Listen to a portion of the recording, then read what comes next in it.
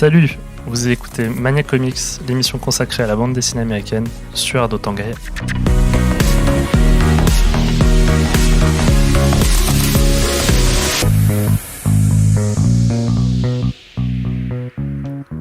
Et bienvenue, chères auditrices et auditeurs de Air d'Otan, pour déjà ce troisième épisode de Mania Comics, l'émission consacrée à la bande dessinée américaine. Car oui, une étude très sérieuse américaine a démontré que lire une BD par jour faisait du bien au moral. Je suis Badi, votre fidèle chroniqueur, et j'ai la chance d'être toujours accompagné de Damien. Comment vas-tu, Damien ? Eh ben salut Badi, ça va très bien, merci, et toi ? Ça va, j'espère que tu es en forme. Toujours, comme pour d'habitude. Cette nouvelle émission. Pour ceux du coup qui ne connaîtraient pas encore le principe de l'émission, c'est très simple. On vous présente une sortie comics en France. L'émission est découpée en 3 parties. Il y a toujours d'abord une introduction pour mettre un peu de contexte. Puis on présente l'équipe créative. Donc ça sera notre cher Damien qui s'occupera de la partie Wikipédia de cette émission. Eh oui. Donc l'équipe créative, qu'est-ce que c'est ? C'est en gros les artistes qui ont produit l'œuvre, donc le dessinateur, le scénariste, etc. Et enfin, on fera un court résumé du récit, garanti sans spoiler, et on profitera pour donner nos avis respectifs. Voilà, c'est difficile. C'est compliqué. Donc, pour la première fois, nous allons respecter le concept de l'émission en vous présentant un comics qui sort ce mois de novembre 2021. Par contre, il ne s'agit pas d'un comics à proprement parler, car c'est une bande dessinée française. Et oui, il faut bien parler de temps en temps de la production locale. Il s'agit de Mutafukaz 1886, publié chez Ankama Éditions dans la collection Label 619. Donc le 5e tome sort ce mois, le 19 novembre 2021. C'est un récit western d'une 30aine de pages vendu pour la modique somme de 4,95€. C'est tout ? Et oui, parce qu'en fait ils ont choisi, donc on est assez fan du Label 619, en fait ils ont choisi de sortir des fascicules un peu justement comme des comic books américains. Donc, comme on a aux États-Unis des publications régulières par mois, eux, ils ont sorti leur premier tome, je crois que c'était tous les mois, puis ils ont un peu ralenti le rythme. Et donc, on a un petit magazine souple. Et par contre, la fab est de meilleure qualité par rapport à ce qu'on a aux États-Unis. Les pages sont un peu. Le papier plus épais, la couverture a du relief et tout. Donc, on a un très bel objet. Ils avaient fait la même chose pour Loba Loca, qu'ils avaient sorti en petit fascicule, puis ils ont fait une intégrale. À la fin, donc je pense qu'ils vont sûrement faire la même chose pour ce bouquin-là. Donc c'est le dernier tome qui sort, le 5e tome, et le dernier tome, ça boucle la série, donc on vous en parle un peu à la fin, mais j'espère que vous allez rattraper votre retard. Donc on va lancer l'interlude musical, et juste après, Damien vous présentera l'équipe créative. Donc pour l'interlude musical, nous avons Black Rebel Motorcycle, beat de Devil Tattoo.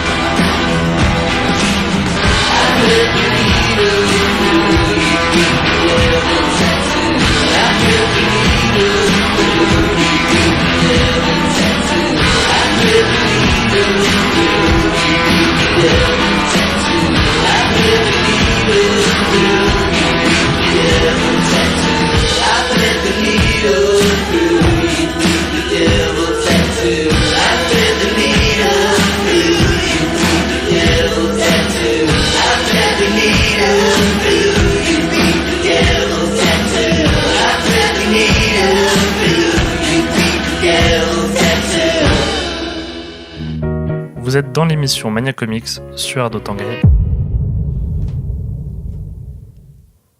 Eh bien, bon retour parmi nous. Et du coup, comme l'a dit Badi précédemment, je vais vous présenter l'équipe créative. Et on va commencer cette présentation par le scénariste qui se nomme Run, ou encore Run 777 de son vrai nom Guillaume Renard, qui est un auteur de bande dessinée, illustrateur et réalisateur français, né en 1976 dans le nord de la France. Information très peu importante. Alors, il va commencer très tôt dans la bande dessinée parce qu'il sera très tôt passionné par ce domaine. Il va du coup faire des études orientées vers l'art et le graphisme. Et à la fin de ses études, il va commencer inévitablement en tant qu'amateur sur différents projets, dont un fanzine avec Rolito nommé Suck Cheese Shark Face. Il faudra attendre 4 ans avant qu'il ne rentre dans la vie professionnelle, où il va débuter en tant que graphiste dans une agence de web design du nom de Tim Schman, où il travaillera notamment pour Warner Music ou encore Sony Music, rien que ça.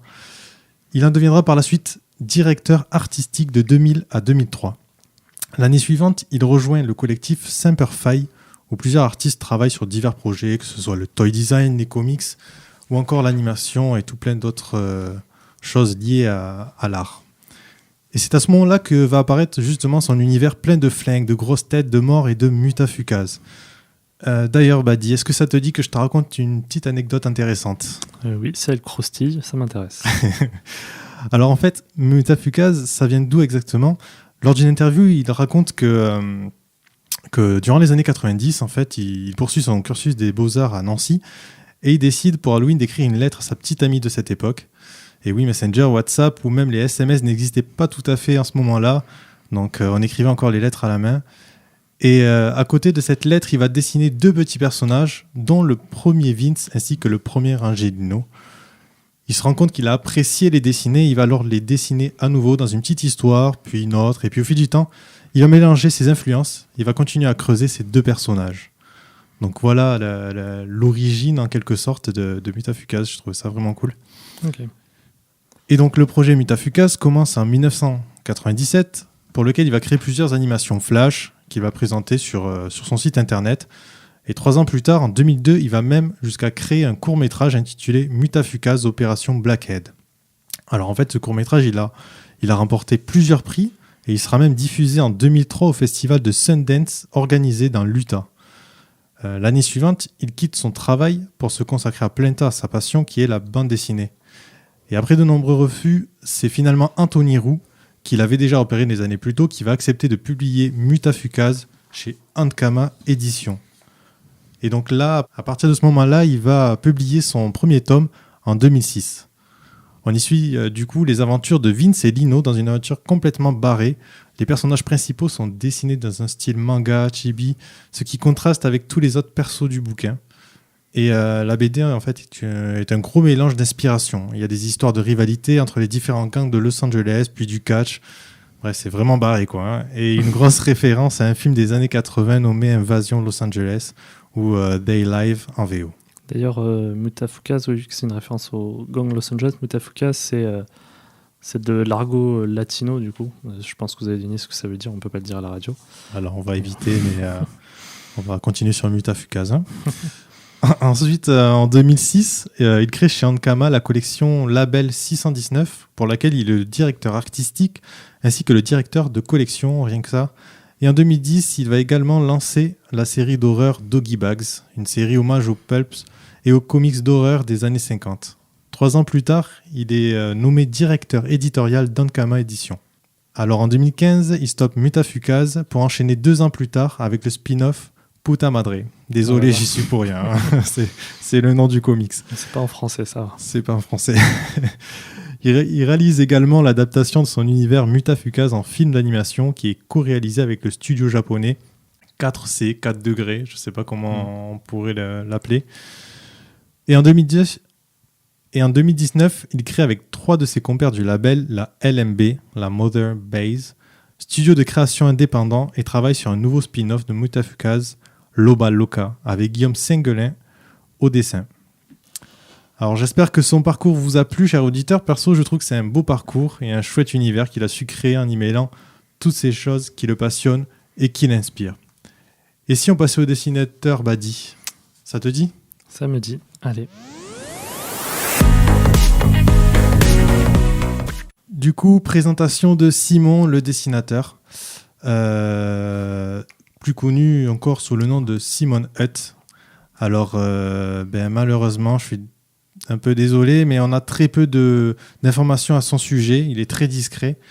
Mais en tout cas, tout ce que l'on sait à son sujet, c'est que c'est un artiste freelance qui travaille à la base essentiellement dans le domaine du jeu vidéo en tant que concept artiste, animateur 2D ou encore character designer. Oui, c'est pour ça, je pense la BD, je pense, c'est vraiment une activité qu'il fait en parallèle. Exactement.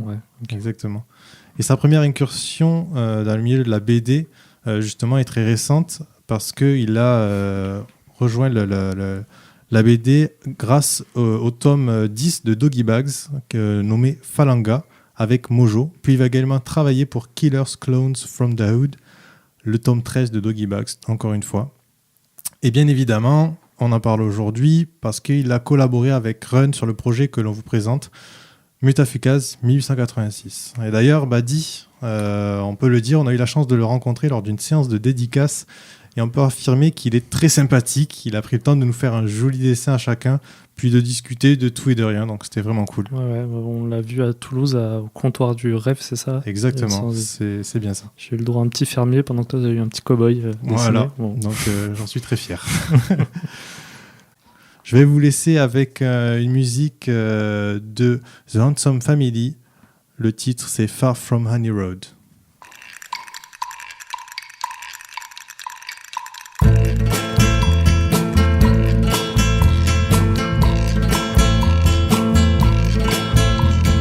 From the dusty mesa, her looming shadow grows, hidden in the branches of the poison creosote. She twines her spines up slowly towards the boiling sun, and when I touched her skin, my fingers ran with blood.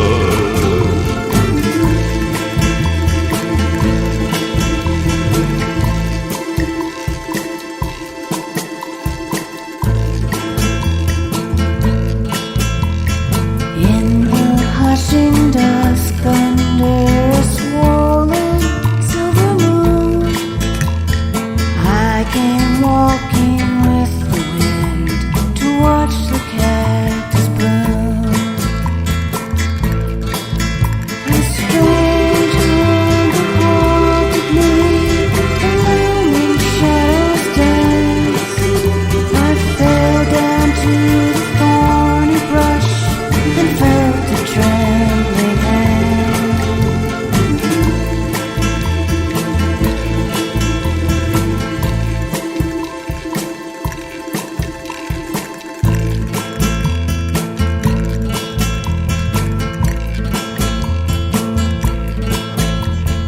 When the last light warms the rocks and the rattlesnakes unfold, Mountain cats will come to drag away the wolves.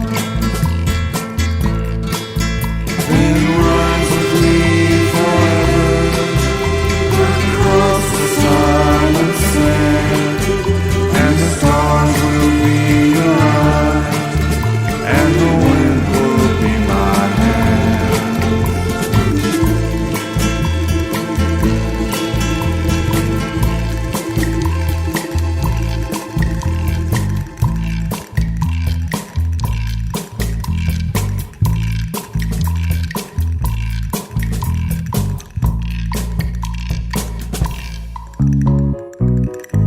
Vous êtes dans l'émission Mania Comics sur Ado Tangaya. Et voilà, du coup, il est temps de présenter le récit. Donc, Mutafukaz 1886, c'est un récit original qui reprend les personnages de Mutafukaz et qui les transpose dans le contexte Far West. D'ailleurs, petite anecdote, encore une, c'est l'émission des anecdotes, Damien. J'adore ça. L'idée du récit est venue lorsque Simon et Ron jouaient à Red Dead Redemption.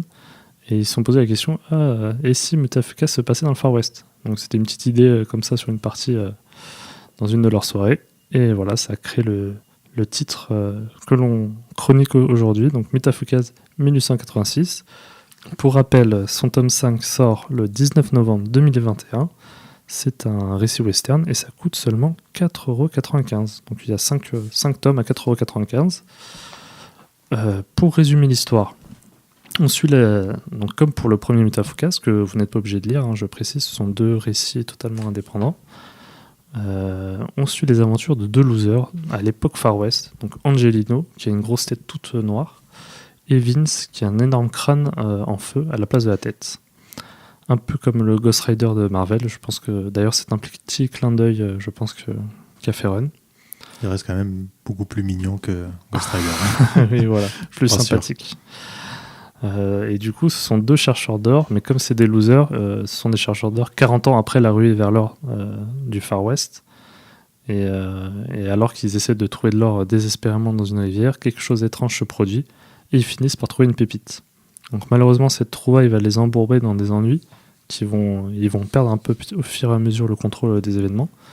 Et d'autres choses étranges vont se produire. Et Angelino, du coup, va commencer à se poser des questions. Donc voilà, sans aller plus loin, je peux résumer. On a à peu près résumé le premier chapitre, sachant que voilà, vous aurez le droit à pas mal de scènes d'action très effrénées et pas mal de clichés western si vous aimez bien ça. Donc pour donner mon avis sur le bouquin, on va commencer par la fab du coup, qui donc on l'a dit, c'est des petits chapitres, des petits fascicules.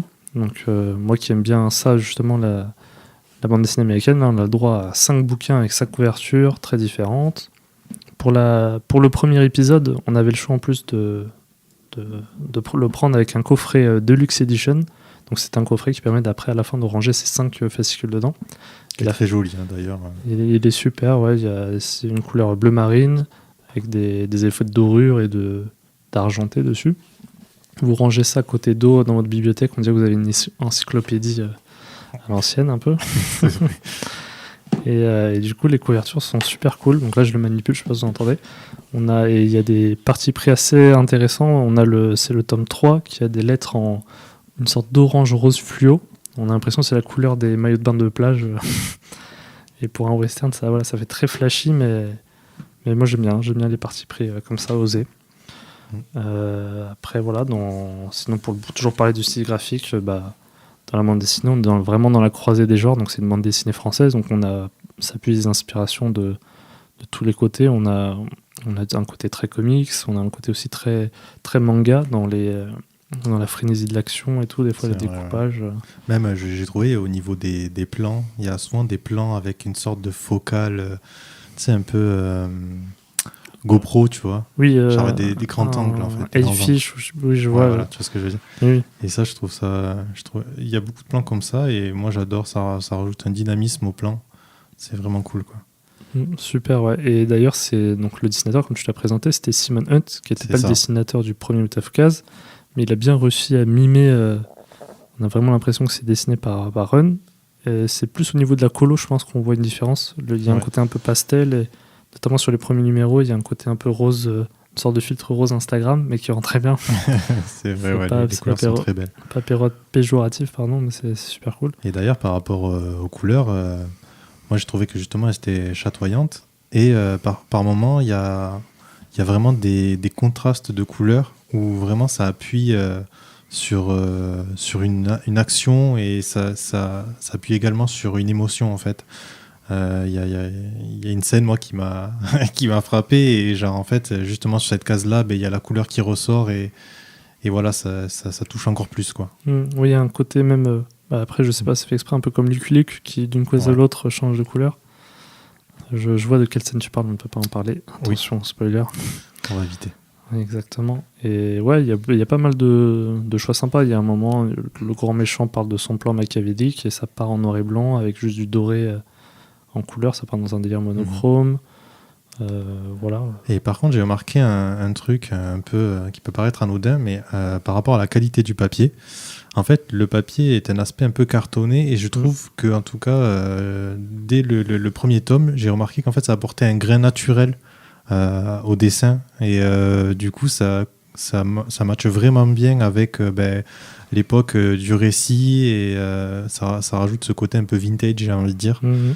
Et donc ça fonctionne super bien, quoi. Ouais, c'est un papier assez rare dans le monde Ouais, Disney. on n'a Enfin, c'est pas un forcément papier, l'habitude, ouais. un papier épais, donc justement, C'est ouais, un peu cartonné. voilà, ça Ouais. change justement des comics américains où leurs magazines justement sont des papiers un peu plus cheap. Là, on a vraiment un beau bouquin, donc c'est pour ça pour 4,95 quand même, vous avez un truc de qualité. Et voilà. Après, sinon pour parler du récit, alors le premier tome, donc le Mutafukaz normal, enfin l'original, je sais pas comment l'appeler. Je n'avais lu que le premier tome à l'époque dans mon CDI, donc il y a presque une dizaine d'années. Donc c'est marrant que 10 ans plus tard, je me retrouve à Mutafukaz 1186. Et du coup, voilà, je connaissais un peu le début, mais pas la fin. Et il y a des twists pas mal intéressants, donc je pense qu'il n'y avait pas ça dans la version originale. Parce que c'est encore ces deux récits différents. Des trucs pas mal sur un propos sur l'histoire américaine, en fait. Il y a vraiment un mise en contexte. Je pense aussi c'est une façon de faire un miroir avec les États-Unis d'aujourd'hui. Donc il y a un propos sur le racisme, sur le génocide amérindien. En fait, avec le recul, voilà, on a un western, mais qui avec le recul d'aujourd'hui, se permet de critiquer, de montrer une vision du western. Voilà, c'est pas un western qui a été écrit il y a 50 ans en arrière, quoi. Ouais.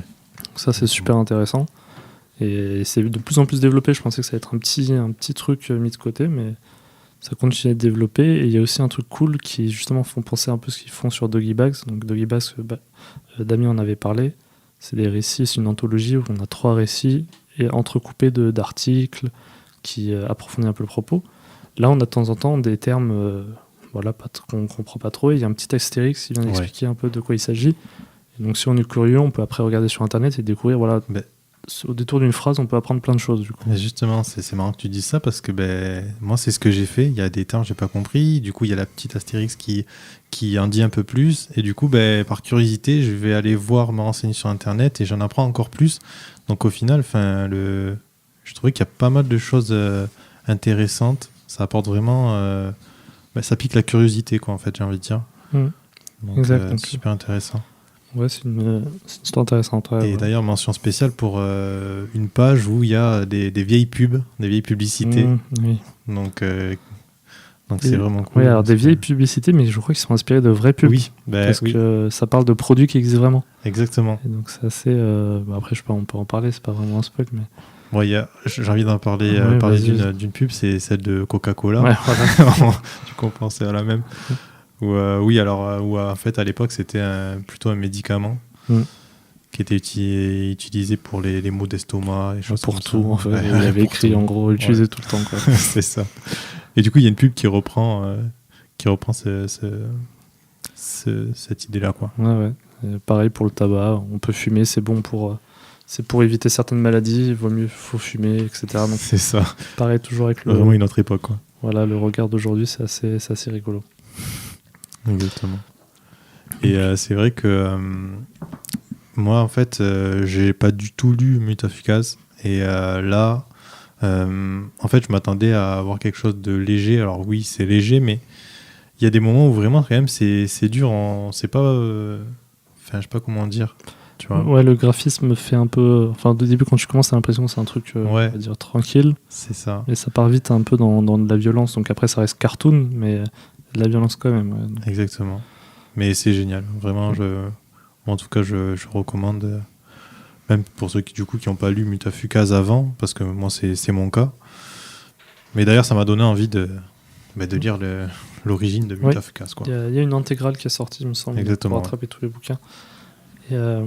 Et du coup, voilà. Donc, ça peut être une bonne passerelle. Donc, comme on parlait des styles graphiques, ça peut être une très bonne passerelle pour ceux qui ne sont pas très habitués aux comics ou qui sont plus manga ou l'inverse, parce que c'est vraiment un mélange de styles graphiques et le récit est très frénésique et haletant.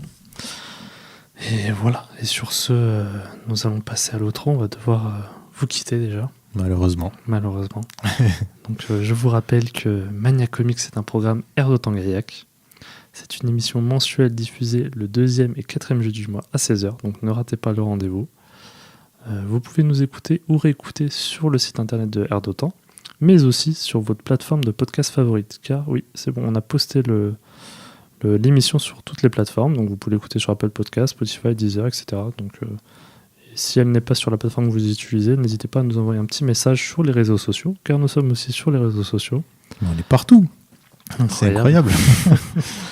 Donc sur Facebook, Instagram et Twitter, donc c'est @manielcomicsfr, tout collé. Et comme d'habitude, on remercie Rémi à la technique. Merci Rémi. Voilà. Et n'oubliez pas de manger 5 fruits et comics par jour. À bientôt. À bientôt.